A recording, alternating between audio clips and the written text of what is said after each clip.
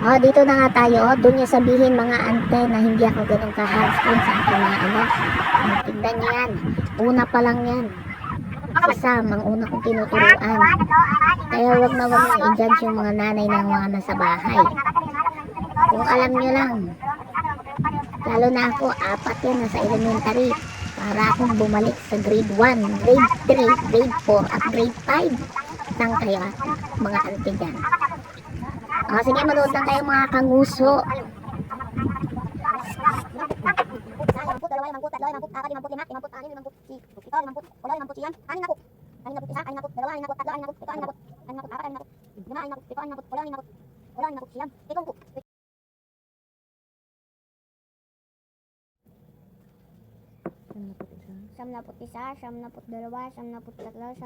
At ito, dito ko matatawa kay Sammy. Nak ng syuta.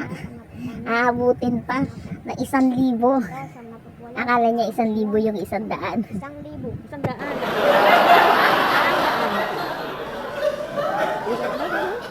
Ano ka mo?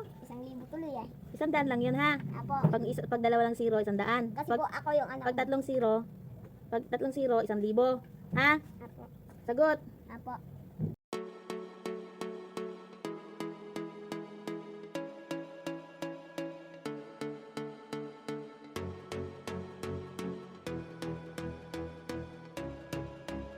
Okay, na. 100% belong and 1 side answer. Pila.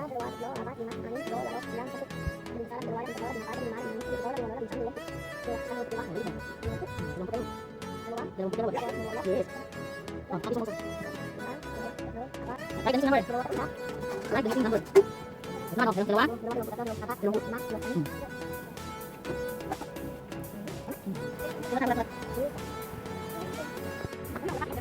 Dito naman tayo ngayon kay Emilia Clark.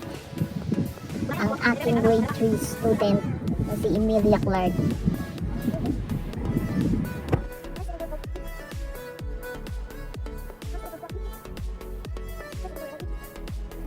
Si Tio na busy magsulat.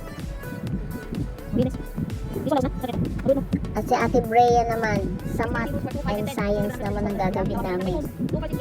Ngayon na nga mga ante, kaya wag niyo sabihin na walang ginagawa ang mga nanay sa bahay. Nanay na teacher pa. Maraming salamat sa panonood. Keep on watching. Please subscribe. What is the part of the air that surrounds us? It can cause things in the different materials. Some fruits, both crop and vegetable, have enzymes which when combined with the water gives it a brown color, a sign of a food storage. When these fruits are cut, oxygen is introduced into their cells, and enzymes rapidly oxidize the tissues and turn it to in brown. Another effect of oxygen trapping is caused by the reaction of iron with oxygen present in the air. The amount of rust formed in iron depends on the moisture and humidity of the surroundings.